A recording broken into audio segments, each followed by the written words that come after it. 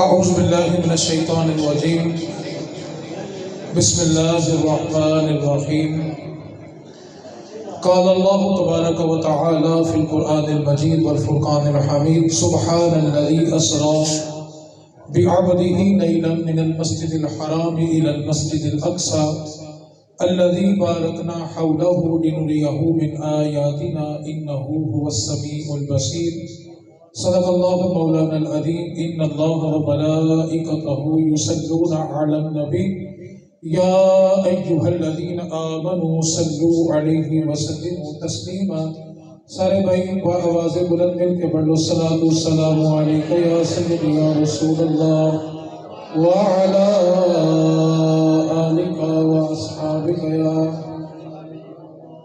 الصلاۃ والسلام علیک یا سیدی یا رسول اللہ۔ کوئی لفظوں میں کیسے بتا دے ان کے رتبے کی حد ہے تو کیا ہے؟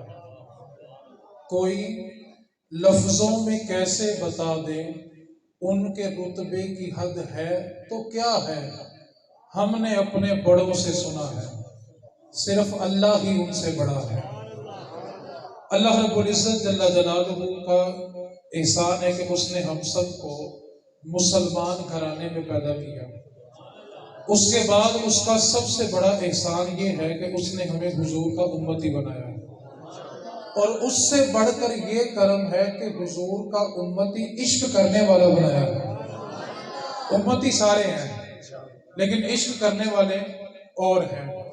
اللہ تعالیٰ کی بارگاہ میں دعا کریں اللہ تعالیٰ ہمیں دین کی سمجھ کے ساتھ عمل کی توفیق عطا فرمائے۔ دین سن لینا بھی ایک کمال ہے، لیکن جب تک عمل نہ ہو فائدہ۔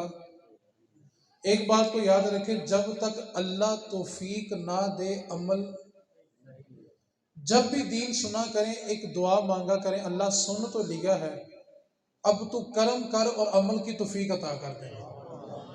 اللہ تعالیٰ کی بارگاہ میں دعا کریں اللہ تعالیٰ مجھے حق سچ بیان کرنے کی اور ہم سب کو میرے سمیت اس پر عمل کرنے کی توفیق عطا فرمائے۔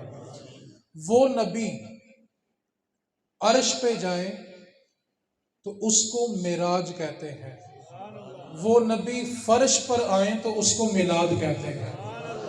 میرے نبی کا جانا بھی کمال ہے، میرے نبی کا آنا بھی کمال ہے۔ ہمیں ایک اعتراض سننے کے لیے ملتا ہے کہ تم حضور کو حد سے بڑھا دیتے ہو، جب شان بیان کرتے ہو تو حد سے بڑھا دیتے ہو۔ اس جملے کو سمجھ لیں تو ایک جملے میں جھگڑا ختم ہو سکتا ہے۔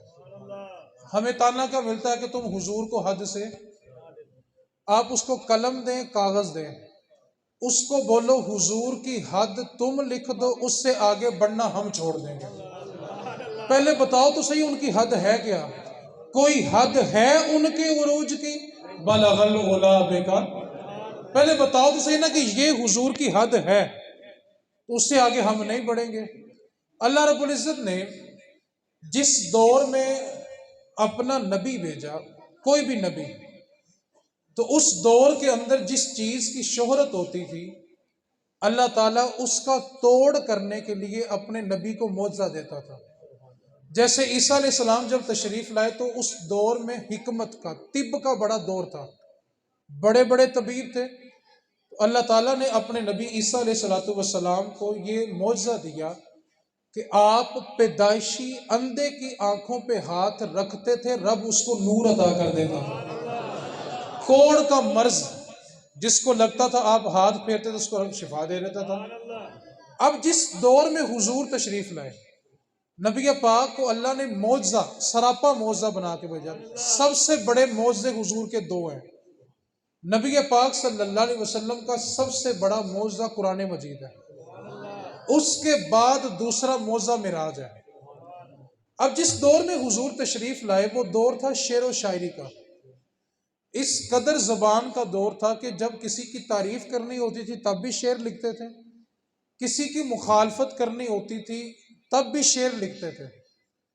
اور شعر و شاعری کا یہ عالم تھا کہ جب کوئی شاعر بڑا شعر لکھ لیتا تھا تو اس کو وہ ایک تختی پر لکھ کر کعبے کے غلاف کے ساتھ لٹکا دیتا تھا، اور جب تک اس سے بڑا شعر نہیں آتا تھا پہلا شعر لٹکا رہتا تھا۔ لیکن جب اللہ تعالیٰ نے اپنے محبوب کو سورہ کوثر عطا کی اور حضور نے اس کو تختی پر لکھوا کر کعبے کے غلاف سے باندھا، تو سب نے اپنے شعر اتار لیے اور کہا یہ کسی انسان کا کلام ہو ہی نہیں سکتا۔ تو اللہ رب العزت نے اپنے محبوب کو قرآن دیا کہ اب اس کی مثل اور کوئی نہیں ہو سکتا۔ بڑے بڑے زبان والے آئے، بڑے بڑے شاعر آئے، لیکن وہ قرآن کی ایک آیت بھی نہیں بنا سکے۔ دوسرا معجزہ جو معراج النبی ہے، اللہ تعالیٰ اس بات کو جانتا تھا کہ حضور کی امت میں کچھ لوگ ایسے بھی ہوں گے جو چاند پر قدم رکھنے کی بات کریں گے، اور وہ یہ کہیں گے کہ ہم چاند سے ہو آئے۔ تو حضور نے ان کا جب توڑ کیا تو معراج کی، تو اللہ رب العزت نے اپنے محبوب کو پھر معراج کروائی کہ کوئی کہیں جانے کے دعوے کر لے لیکن وہاں تک نہیں پہنچ سکتا جہاں آمینہ کا لال ہو کر آئے گا۔ جہاں حضور کے وہاں جانے کا دعویٰ کوئی نہیں کر سکتا۔ تو اللہ تعالیٰ نے اس کا توڑ کرنے کے لیے حضور کو معراج کروائی۔ ہمارا ایک دستور ہے کہ جب کوئی دولہا بنتا ہے تو ماں بیٹے کو دولہا بنا ہوا دیکھے تو کہتی ہے سبحان اللہ، باپ دیکھے تو کیا کہتا ہے ماشاءاللہ سبحان اللہ، بہن بھائی دیکھیں تو وہ کیا کہتے ہیں سبحان اللہ۔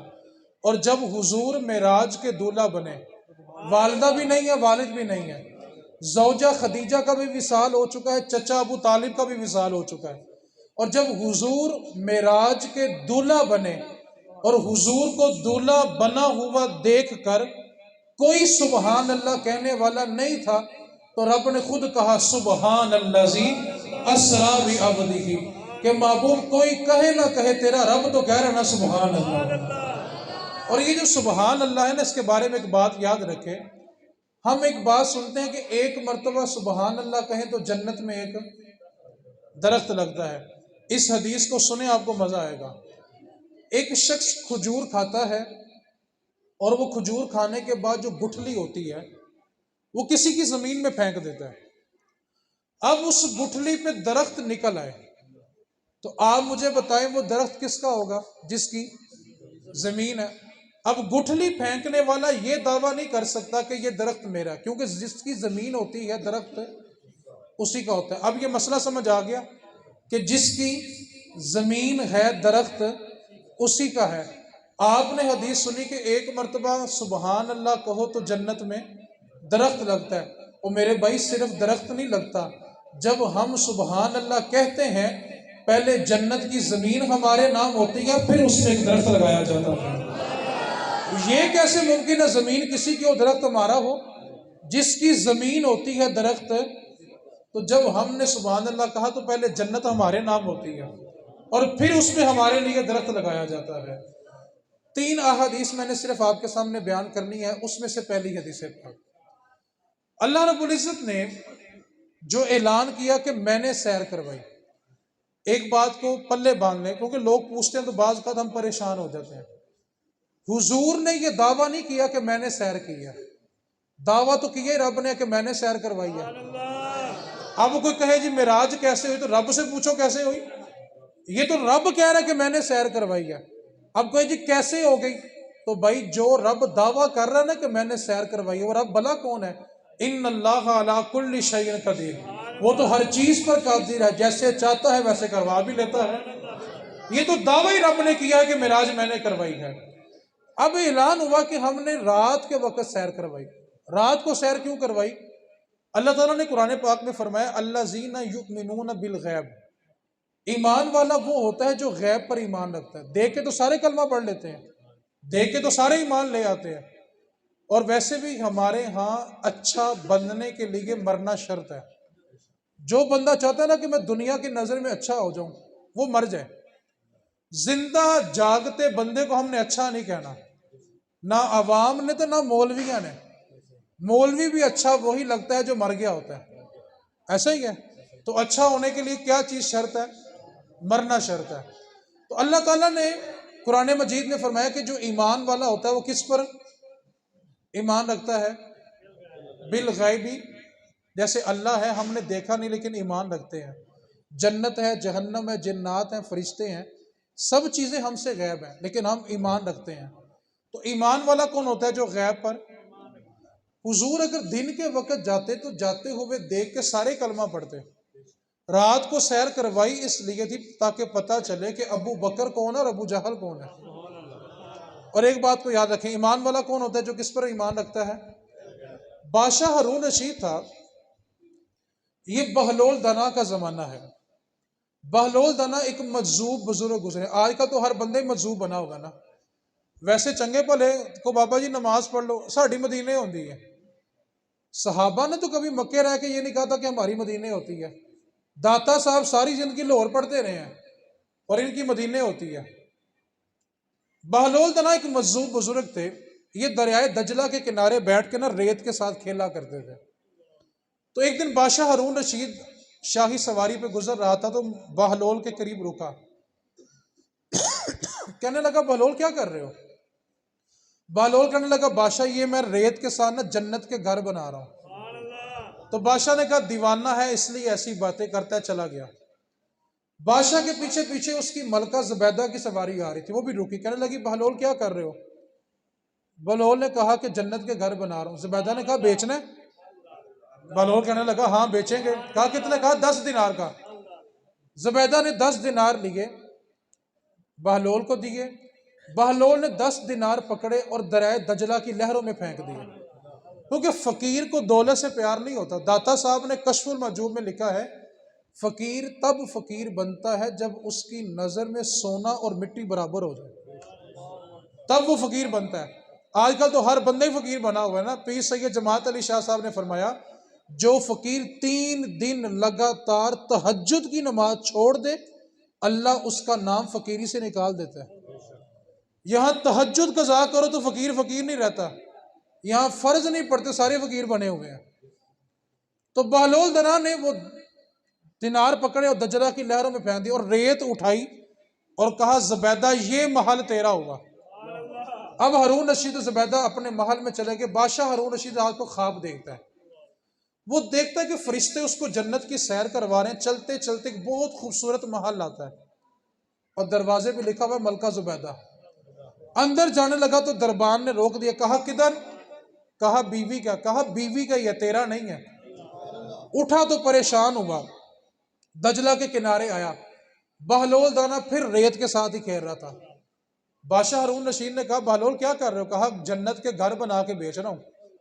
کہا بیچنا ہے؟ کہا ہاں بیچیں گے۔ کہا کتنے کا؟ کہا 10,000 دینار کا۔ بادشاہ نے کہا کہ بہلول کل 10 دینار کا تھا آج 10,000 کا ہو گیا۔ کہا بادشاہ کل تو بن دیکھے آیا تھا آج تو سودا دے کر آیا ہے۔ تو اللہ فرما رہا ہے الذین یؤمنون بالغیب، ایمان والا وہ ہوتا ہے جو غیب پر ایمان رکھتا ہے۔ دیکھ کے تو سارے ایمان لیتے ہیں۔ تو رات کو معراج اس لیے کروائی گئی تاکہ پتہ تو چلے کہ ایمان لاتا کون ہے، مانتا کون ہے۔ دیکھ کے تو سارے ایمان لیتے ہیں۔ دوسری حدیث پاک، نبی پاک صلی اللہ علیہ وسلم نے نماز پڑھائی، سورج گرہن لگا ہوا تھا۔ یہ دیہاتوں میں بڑا توہم پرست ہوتا ہے جی، جب سورج یا چاند گرہن ہو جائے تو جو ماں امید سے ہوتی ہے وہ گھر سے نہ نکلے، کینچی نہ چلائے، کچھ نہیں ہوتا یار۔ نبی پاک سے پوچھا گیا یہ سورج گرہن کیا ہے؟ فرمایا اللہ کی نشانی ہے، توبہ کرو۔ اب سورج گرہن لگا، نبی پاک نے نماز پڑھائی، صحابہ نے حضور کے پیچھے نماز پڑھی۔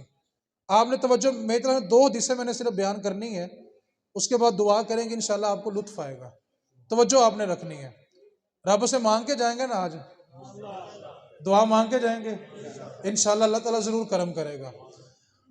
نبی پاک صلی اللہ علیہ وسلم نے نماز پڑھائی تو حضور نماز کی حالت میں اپنا قدم بڑھاتے ہیں، ہاتھ اٹھاتے ہیں، پھر ہاتھ نیچے کرتے ہیں، اپنا قدم پیچھے کر لیتے ہیں۔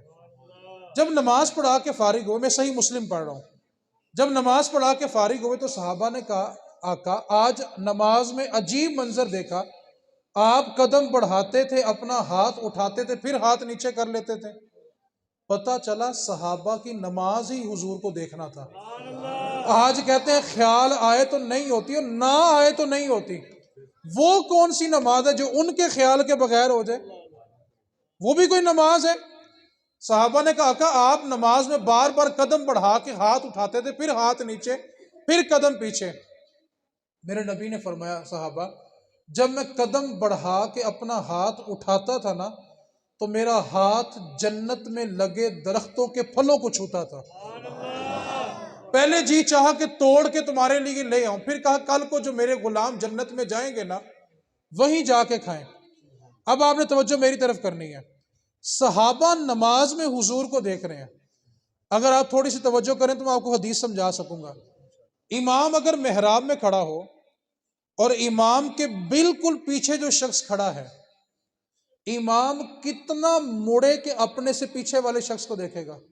تھوڑا مڑ کے نظر آئے گا، تھوڑا اور مڑ کے، تھوڑا اور، جب تک سینہ قبلے سے پھر نہ جائے اس کو نظر ہے۔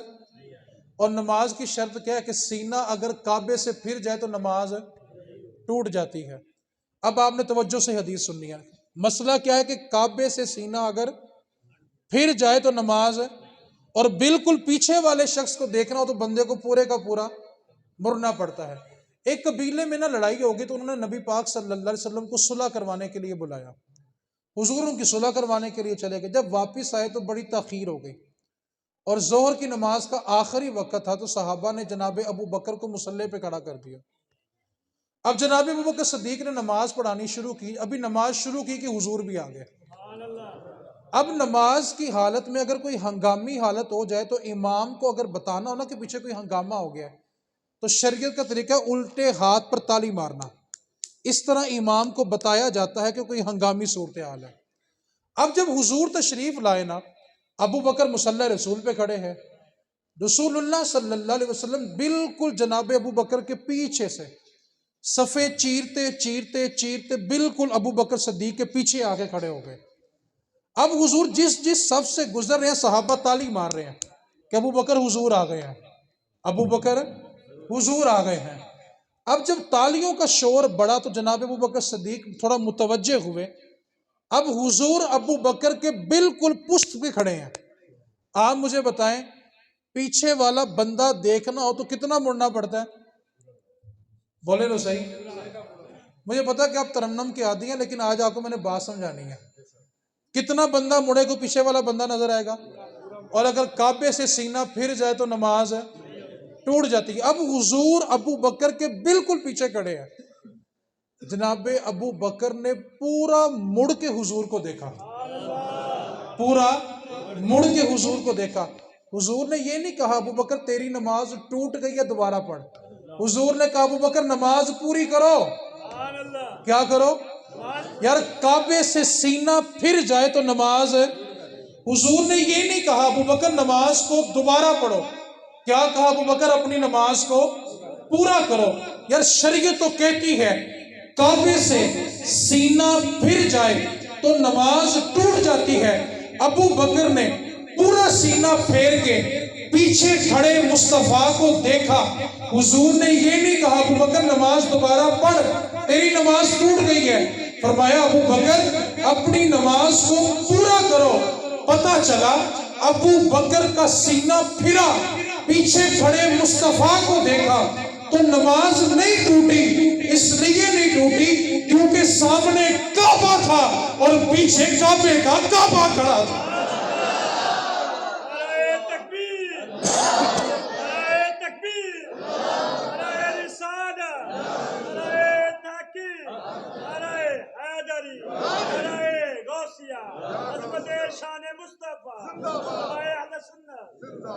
اگر نماز ٹوٹی ہوتی تو دوبارہ پڑھنی پڑتی۔ پتہ چلا صحابہ نماز میں بھی حضور کو ہی دیکھتے تھے۔ اب حضور نے ہاتھ اٹھایا، جنت میں لگے درختوں کے پھلوں کو چھوا۔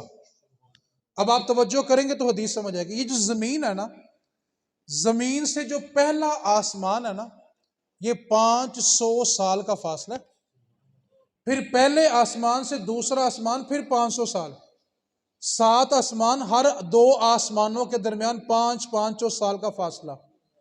اس سے اوپر جائیں تو سدرۃ المنتہا، سدرۃ المنتہا وہ جگہ ہے جس سے آگے کوئی فرشتہ بھی نہیں جا سکتا۔ یہاں پر اگر آپ اجازت دیں تو میں ایک بات نکتے کی اور بھی کر سکتا ہوں۔ بشر کس کو کہتے ہیں؟ انسان کو۔ کسے کہتے ہیں؟ میں آپ کو نور اور بشر سمجھاتا ہوں. بشر کسے کہتے ہیں؟ بشر وہ ہوتا ہے جو لا مقام میں جا نہیں سکتا. بشر وہ ہوتا ہے جو لا مقام میں، اور خدا وہ ہوتا ہے جو مقام میں نہیں آ سکتا. جو مقام میں سماج ہے، کسی جگہ میں سماج ہے، وہ رب نہیں ہوتا. ہمارا رب وہ نہیں ہے جو کسی کمرے میں پڑا ہو. ہمارا رب وہ ہے جو کسی جگہ سما. اچھا، خدا کسی جگہ میں آ نہیں سکتا اور بشر لا مقام ہے، تو پھر بتاؤ حضور کی رب سے ملاقات کہاں ہوئی؟ بشر لا مقام ہے، جا نہیں سکتا، اور خدا مکان میں. اور اگر حضور صرف نور ہے، صرف نور ہے، تو نوریوں کا سردار بھی سدرہ سے آگے نہیں گیا. تو بتاؤ پھر حضور کی رب سے ملاقات کہاں پہ ہوئی؟ بشر تو لا مقام میں جا نہیں سکتا، خدا مقام میں آ نہیں سکتا، نوری سدرہ سے آگے جا نہیں سکتا. تو پتہ یہ چلا بشریت ام ہانی کے گھر رہ گئی اور نور سدرۃ المنتہا پہ رہ گیا. جہاں بشریت اور نورانیت ختم ہوتی ہے، وہاں سے میرے مصطفیٰ کی حقیقت شروع ہوتی ہے. کوئی حد ہے ان کے عروج کی؟ بلغ العلا بکا. کوئی حد ہے ان کے عروج کی. اب زمین سے آسمان کتنا فاصلہ ہے؟ پھر بولیں. دوسرا آسمان 7 آسمان ہے، ہر 2 آسمان کے درمیان 500 سال کا سدرۃ المنتہا. اس کے پاس جنت ہے. اور جنت میں درخت کتنا بڑا ہے؟ نبی پاک نے فرمایا کہ اگر ایک گھوڑا 70 سال تک مسلسل باغتا رہے تو جنتی درخت کا سایہ ختم نہیں ہوتا. جنت اتنی گھنی ہے، اور حدیث پاک ہے کہ جنت کا دروازہ اتنا بڑا ہے، ایک گھوڑا 100 سال باغتا رہے بغیر وقفے کے تو جنت کا دروازہ ختم نہیں ہوتا. جنت رب نے اتنی حسین بنائی ہے. کسی بزرگ سے کسی نے پوچھا تھا کہ کوئی ایک بات ایسی بتائیں کہ ہمیں شوق پیدا ہو کہ ہم نے جنت میں جانا ہے. تو بزرگ بھی تھے، کمال تھے، کہنے لگے بیٹا جنت میں جانے کا شوق پیدا کرنا تو بس اتنی بات یاد رکھنا، وہاں حضور سے ملاقات ہوگی. جنت میں حضور سے ملاقات ہوتی رہے گی. تو جنت کا درخت کتنا بڑا ہے کہ ایک گھوڑا 70 سال تک مسلسل باغتا رہے تو جنتی درخت کا سایہ ختم نہیں ہوتا. حضور کھڑے کہاں ہیں؟ مسجد نبوی میں. ہاتھ اٹھایا 7 آسمانوں کے اوپر سدرۃ المنتہا، اس کے پاس جنت. جنت میں لگے درختوں کے پھلوں کو حضور کا ہاتھ چھوا. اب توجہ کرے میری طرف. آپ اور میں جب اپنا ہاتھ اٹھاتے ہیں تو سر سے فٹ یا 1.5 فٹ اوپر جاتا ہے، ایسا ہی ہے. اور حضور ہاتھ اٹھائے تو ہم جب نظر اٹھاتے ہیں نا تو ہماری نظر دوسرے آسمان تک جاتی ہے. یہ جو ستارے بالکل روشن ہوتے ہیں یہ پہلا آسمان ہے، اور جو ستارے دھندلے دھندلے دور سے نظر آئے نا وہ دوسرا آسمان ہوتا ہے. ہم ہاتھ اٹھائیں تو فٹ یا 1.5 فٹ ہمارے سر سے اوپر جاتا ہے، اور ہم نظر اٹھائیں تو دوسرے آسمان تک جاتی ہے. حضور ہاتھ اٹھائیں تو جنت میں لگے درختوں کے پھلوں کو چھوتا ہے. سوچو جب مصطفیٰ نظر اٹھاتے ہوں گے مصطفیٰ کی نظر کہاں تک جاتی ہوگی. اب نظر حضور کی کیسی ہے توجہ کرنی ہے. موسیٰ علیہ السلام نے کوہ طور پہ جا کے کہا تھا کہ اے رب میں نے تجھے دیکھنا ہے. رب نے 40 راتیں چلا کروایا. 40 لیلہ سورہ بقرہ ہے. موسیٰ علیہ السلام 40 راتیں کوہ طور پہ گزاری. اس کے بعد رب نے فرمایا موسیٰ میں اپنی ذاتی نہیں صفاتی، اگر آپ توجہ کریں تو میں آپ کو سمجھا سکتا ہوں.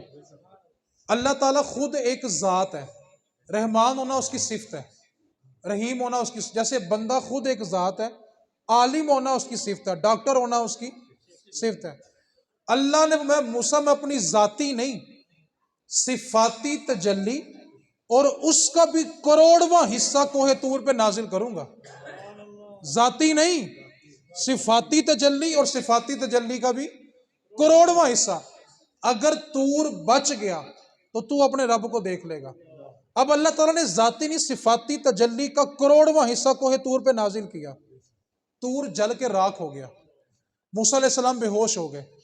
جب موسیٰ علیہ السلام کو ہوش آیا تھا نا، دیکھا کیا تھا؟ اللہ کی صفاتی تجلی کا، بولیں ذرا، تو موسیٰ علیہ السلام کی نظر کا عالم بلا کیا تھا؟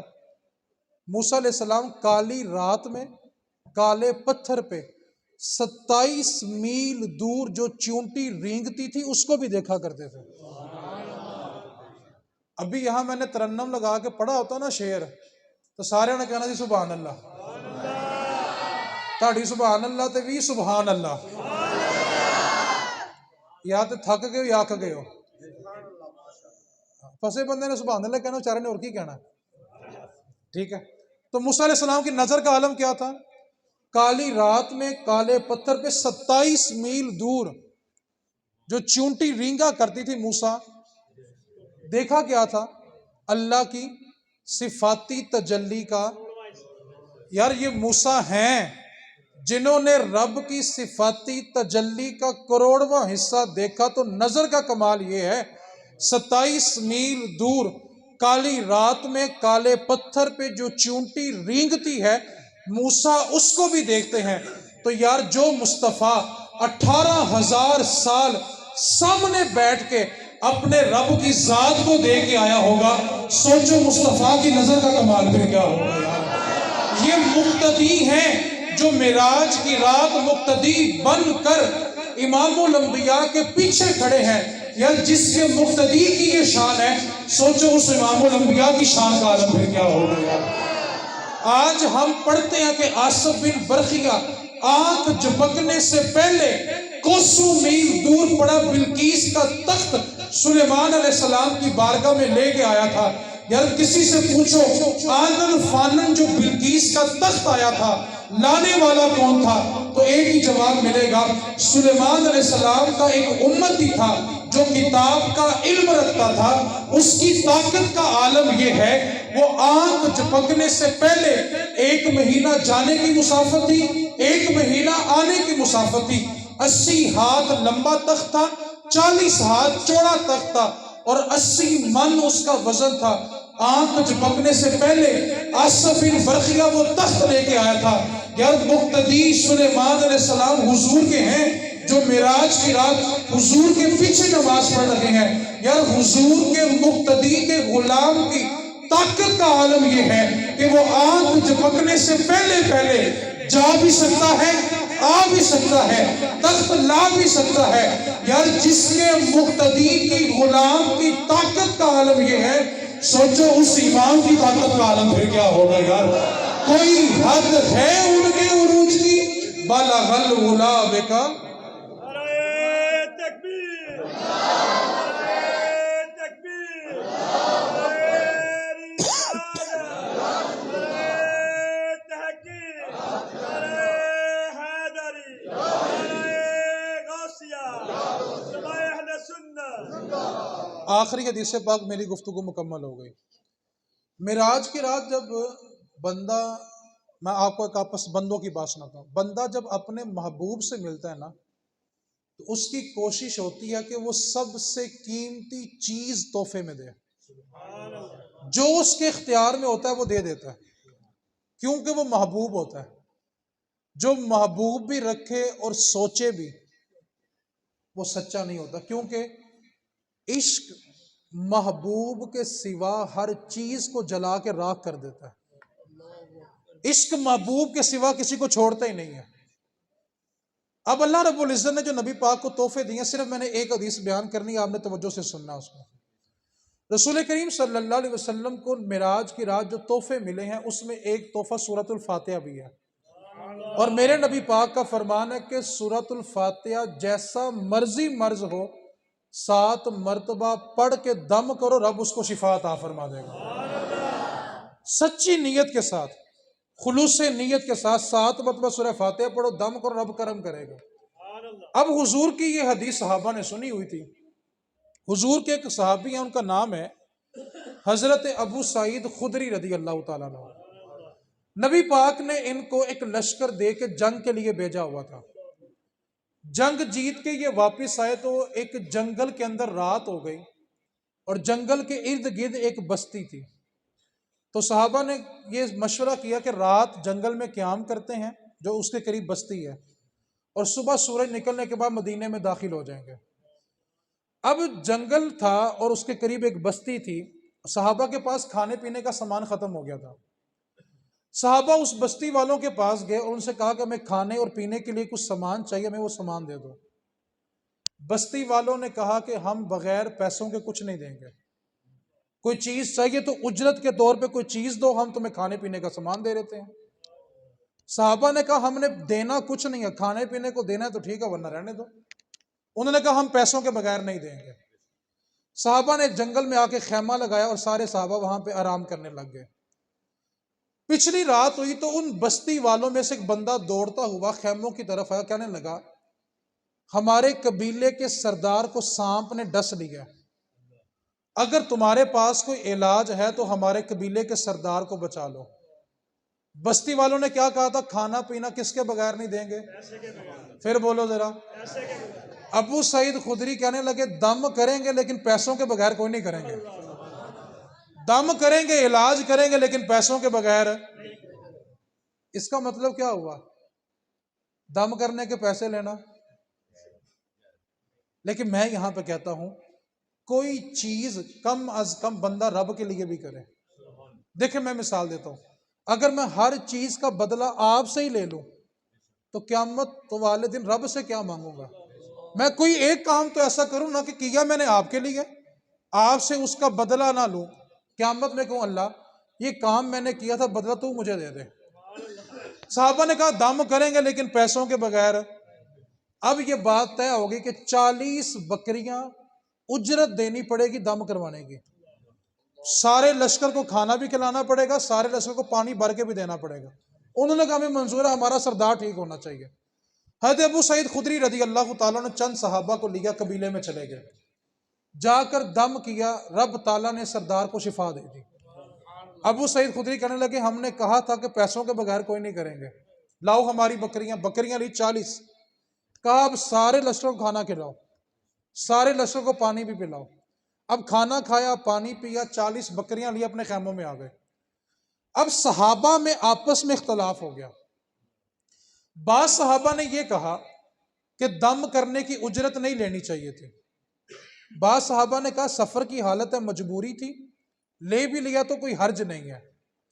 اب صحابہ کے درمیان اختلاف بڑھا کہ یہ بکری ہم استعمال کریں نہ کریں، تو اتفاق اس بات پر ہوا کہ صبح سورج نکلنے کے بعد مدینے چلے جانا ہے، جا کے حضور سے پوچھ لیں گے، اگر حضور کہیں گے کہ اجرت لینا ٹھیک تھا تو رکھ لیں گے، اگر حضور نے کہا واپس کرنی تو واپس کر جائیں گے۔ اس بات پر اتفاق ہو گیا۔ صبح دن نکلا تو صحابہ مدینے میں داخل ہوئے، حضور بیٹھ کر ان کا انتظار کر رہے تھے۔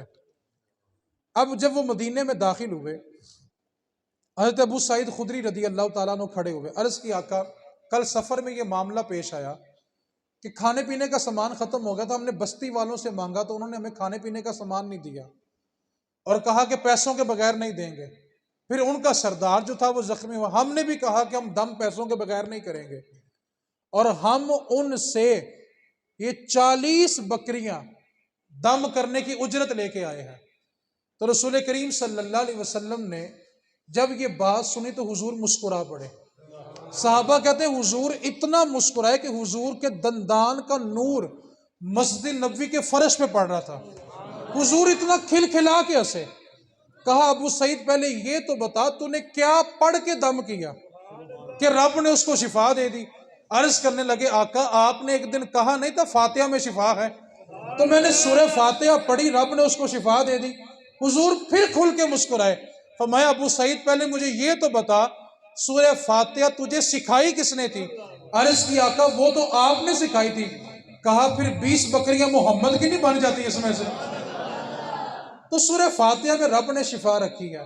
جو میں نے بات کرنی تھی، رب تعالیٰ نے ایک جبہ حضور کو، فرشتوں نے ایک تحفہ دیا حضور کو، رب نے تحفہ دیا تھا نمازوں کا، فرشتوں نے حضور کو تحفہ دیا تھا ایک جبہ۔ میں مختصر کر رہا ہوں، حضور تشریف لائے، کہا ابو بکر اگر میں جبہ تمہیں دوں تو تم کیا کرو گے؟ اگر جو چیز میں چاہتا ہوں اگر تم نے وہ بتا دی جبہ تمہارا۔ ابو بکر نے عرض کی آقا میں لوگوں کو معاف کروں گا، لوگوں سے رحم کروں گا۔ میں ابو بکر تمہاری سوچ ٹھیک ہے لیکن جو میں چاہتا ہوں یہ وہ جواب نہیں۔ جناب عمر کھڑے ہوئے، آقا میں پوری دنیا میں انصاف قائم کروں گا۔ کہا سوچ اچھی ہے لیکن جو میں چاہتا ہوں وہ یہ جواب نہیں۔ مولا علی کھڑے ہوئے، عرض کی آقا اگر یہ جبہ مجھے مل جائے تو میں اس جبے کے نیچے آپ کی امت کے سارے عیب چھپا دوں گا۔ فرمایا علی سینے لگ، تو نے وہ بات کی ہے جو مصطفیٰ خود چاہتا تھا۔ یار مصطفیٰ بھی چاہتے ہیں کہ عیب نہ کھولے جائیں۔ اور ایک بات کو یاد رکھیں، میرے نبی پاک صلی اللہ علیہ وسلم نے فرمایا جس مسلمان کو دوسرے مسلمان کا عیب پتہ چل جائے اور وہ صرف اس لیے پردہ ڈال دے کہ اس کی معاشرے میں عزت ہے، رسوا ہو جائے گا، بدنام ہو جائے گا، اگر وہ پردہ ڈال دے، اللہ پردہ ڈالنے والے کو قیامت میں بغیر حساب کے جنت عطا فرمائے گا۔ اللہ پھر اس کے پردے نہیں کھولے گا۔ آپ مجھے ایک بات بتائیں، ہر کسی کی زندگی میں ایک گناہ ایسا ضرور ہے جس کو چھپاتے چھپاتے وہ بوڑھا ہو رہا ہے۔ وہ بلا کر چاہتا ہے یار میری او والی رات کسی نے پتہ نہ چلے۔ یار جب ہم اپنا عیب چھپاتے ہیں تو دوسروں کا کھولتے کیوں ہیں؟ عیبوں پہ پردہ ڈالنا سیکھیں۔ لاسٹ ٹائم جب آپ سے ملاقات ہوئی تھی میں نے ایک بات کی تھی، اپنی نسلوں کو دین دے دو۔ دین نہیں دو گے تو غسل کے لیے بھی ترسو گے۔ آج بھی بس یہی پیغام ہے، یہی جملہ ہے۔ آپ کا کروڑ کا گھر، گاڑیاں کسی کام کی نہیں ہے اگر آپ کا بیٹا آپ کو غسل نہیں دیتا۔ باپ کروڑوں پہ کما کے جاتا ہے، زمینیں آپ چھوڑ کے چلے جائیں اپنے بچوں کے لیے، 4 بچے ہوں 5 بچے ہوں، باپ کے سرانے کھڑے ہوں، میت باپ کی پڑی ہو، اگر وہ کسی کو ٹیلی فون کرتے ہیں نا آ کے ابے نو غسل دے دو، تو سمجھیں آپ سے بڑا غریب بندہ کوئی نہیں مرا۔ آپ نے کیا کمایا؟ یہ پہلیاں آپ کے کام آئی ہیں۔ اگر آپ کی نسل نے آپ کو ہاتھ نہیں لگایا تو آپ نے کچھ نہیں کمایا۔ پیچھے بیٹھ جاؤ۔ اس واسطے نسلوں کو دین دینا تاکہ مرنا آسان ہو جائے۔ 2 باتیں میں نے آپ سے گوش گزار کی ہیں۔ لوگوں کے عیب، وعدہ کریں کہ آج کے بعد چونکوں میں بیٹھ کے کسی کی بات پہ تبصرہ۔ آپ مجھے ایک بات بتائیں، جس دن ہمارا پردہ اٹھ گیا نا، سگا بیٹا بھی سلام نہیں کرے گا، وہ کہے گا میرا باپ اتنا گندا نہیں ہو سکتا۔ دوسری بات، ہم سب حضور سے پیار کرتے ہیں۔ حدیث پاک سن لے، میری گفتگو مکمل ہو گئی۔ معراج کی رات حضور کو کیا تحفہ ملا تھا؟ حدیث پاک بڑی توجہ سے سننی ہے۔ نبی پاک صلی اللہ علیہ وسلم نے ارشاد فرمایا جس نے جان بوجھ کر ایک نماز قضا کی، کتنی؟ جان بوجھ کر ایک نماز قضا کی، اس نے مجھ محمد کے سینے پہ خراش ڈالی۔ حضور کے سینے پہ خراش ڈال سکتے ہو؟ اس لیے نماز پڑھنی شروع کر لو یار۔ نماز کے بغیر مومن کا گزارا نہیں ہے۔ آج کی رات یہ وعدہ کر کے جائیں، حضور جو آپ کو تحفہ ملا ہے ہم پورا نبھانے کی کوشش کریں گے۔